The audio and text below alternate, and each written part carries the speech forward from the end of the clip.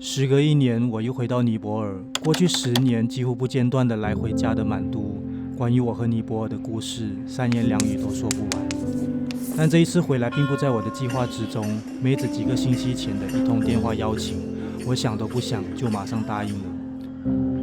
这一切都要追溯到她当年离开电台后，背包旅行来到位于加德满都的刷央布马哈柴加，跟这座寺庙结缘后的起心动念。那就让我觉得哇，为什么这个地方那么有历史价值，却是那些导游都是这样 unofficial 的？因为他的讲法就是那付多少钱随缘吧这样子，然后会觉得说，哎，这个是一个 UNESCO Heritage Site， 其实是应该有一个很 official 很正式的介绍的，尤其是像我这种我们就是汉传佛教就是被熏陶那么多年的，然后看到藏传佛教的东西，而且还跟印度的东西有点细节，就是加入的时候你觉得点解嘅，就有很多的问题嘛，然后就很想要去 bigger。那时候我就跟感觉想说，我们不如做一个声音导览啊，我懂得剪辑，然后马来西亚我懂得很多录音的人啊，录音室啊。花了2年时间筹备，从整理资料、邀请朋友帮不同的语言配音，到制作语音导览 APP， 动员了许多人脉完成这件事情。然而，当所有受邀媒体千里迢迢来到加德满都，满心期待地参加这次的语音导览启动仪式，却遭遇到不可预知的变故。也没有办法跟他们再去说服啦，我就把我们做给他们的东西全部搬给他们。我跟他讲说，不用紧，我们9号做哈。我觉得放下这个4号的执念，也是一个让我轻松一点的事。反正就是我们。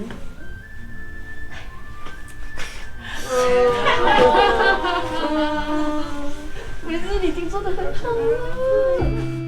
突如其来的变故打乱了计划，本来是工作行程，却意外成了一趟无奈的小旅行。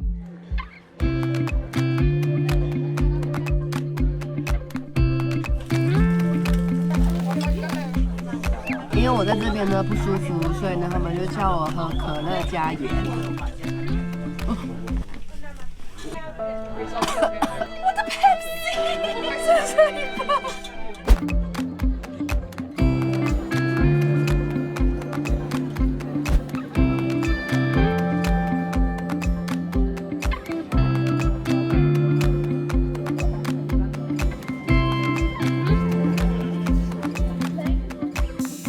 分开的那一天，下了好几天大雨的加德满都忽然放晴，难得的好天气是上山观赏喜马拉雅山脉最好的时机。原本出发前想好的影片内容构思，这时必须重新整理想法。至于接下来3天所发生的事，我以后再剪一支影片跟大家分享。趁这3天的空档，我倒是想跟大家分享一段5年前的事。当年那一场天灾，是我这辈子无法抹去的记忆。那一年，我特意飞去加德满都，来到巴格达波庆祝为期9天的 Biscuit Jatra。围绕神像在这期间会被请出寺庙，安放在巨型木质马车上，被当地年轻力壮的居民拉到大街上游行。马车的2端被绑上大绳索，来自2个社区的居民在寺庙前来一场拔河比赛，赢的那一方决定马车先到哪里。大家出尽9牛2虎之力，花了几个小时，把一根象征着湿婆神生殖器的巨型旗杆立起来。倒下的那一天，就是象征着新的一年开始。万人空巷的庆祝过程非常惊险，整座老城一片欢腾。那是我在巴格达波逗留这么多次从来没有过的拥挤和热闹。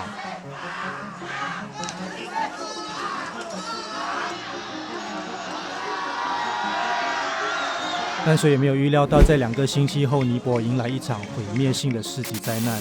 7.9级的大地震重创加德满都，剧烈的晃动从怎央发起，从远到近距离的轰隆巨响，仿佛地牛翻身。几百年历史的古迹不堪一击，更别说是那些经不起地震考验的老房子，瞬间崩塌。我狼狈地逃离旅馆，跟着大家在空旷的地方避难几天。我们睡在垃圾堆旁边临时搭起的遮棚，捡起路边的蔬菜和水果充饥。附近的居民冒险回家拿了一些食材，一起为大家做饭。那几个寒冷的夜晚，我们被无数次的余震吓得没办法安稳入眠。数以万计的人失去家园，痛失至亲。那是我这辈子最难熬的4月。8个月之后，我再次回到加德满都。尼泊尔经历了地震的重创之后，又跟印度的关系恶化，断绝了汽油和煤气的供应，人们的生活更是雪上加霜。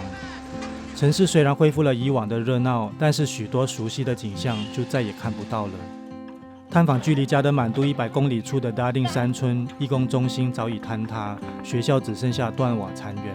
村民的居住环境本来就很简陋，如今的生活条件更是匮乏。那些经历重创的古迹被筑起的木条勉强撑着，以防再次坍塌。杜巴广场人潮依旧，许多庙宇建筑被震毁，被信徒膜拜的神明暴露在阳光下。大佛塔波达纳夫的塔顶也在地震中难以幸免。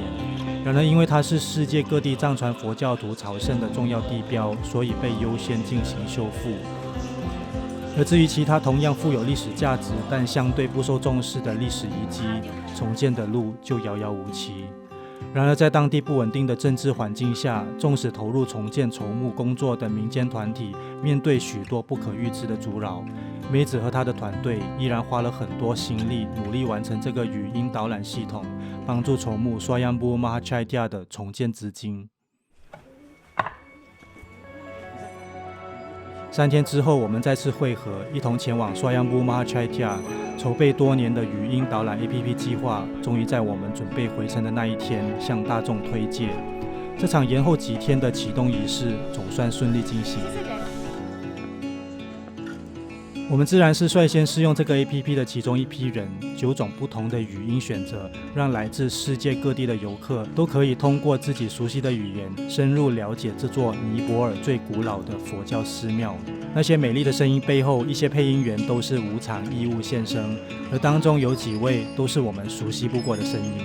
至于他们是谁，我就先在这里卖一个关子，先给你们听其中一小段。如果你们听得出來，不妨留言告訴我。目前嘅大塔廟其實係1927年以嚟嘅維修同埋復建成果，其高度為101尺，大約77米。據說博拉煎達德雅國王。你為什麼這次會想到要跟梅子一起過來？因為我覺得他一直都在忙着這個東西，然後我其實一直都有知道他的進度，但是我一直沒有那個畫面，然後就想說他這次來已經不是只是去籌備的過程，他是 launch event 應該就是需要幫手。我說你需不需要我來當幫手，我做客戶幫你搬東西什麼之類的，然後來到我真的覺得他太厲害了，好了不起啊，這女人怎麼可能可以做得到一個這麼大的 project， 從零做到9個語言，而且還是 app， 就這樣美，我真的覺得太厲害了。我看那个我就很開心哦，其實也沒有管到底他們邏輯是怎樣的，因為我一直期待就是開檔口。Sorry 啊。很厲害的女人，就是因為她，所以我才能夠回到。因為呢，對於尼泊爾人來講呢，800塊一個 mark 實在是太過分的一件事情。這個是針對海外遊客的一個價錢來的。我們的 upprint 是300的，對他們來講是可以 afford 的啦。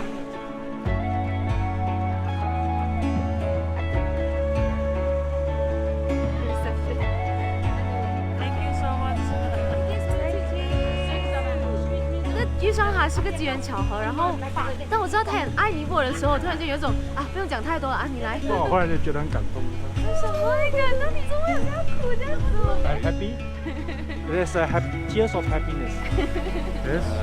Sorry. I'm happy. I want to cry too, like you. There's a fit because me found you, and then you work up together with this project, and things just happen. Hopefully, there's a good start for Swayambuna. 当年因为梅子的一个念头，我们这群人才能踏上这段旅程，也让我梳理埋藏在心里面很多年不敢轻易翻阅的思绪，找到一个宣泄的出口，为它画下一个句点。如今回想，或许那才是我当下流泪的原因。5年过去了，地震的肆虐带给这片土地短期内难以复原的创伤。回首10年，这个地方不断滋养我的生命，让我活出自己喜欢的模样。仅以这段影片送给那些年在尼泊尔遇见的每一个人。如今我们正共同经历着比天灾更严峻的挑战，我们要坚信彼此都能挺过难关。虽然自己也不知道几时才能展开新的旅程，希望下一次的就地重游，我们很快就会再见。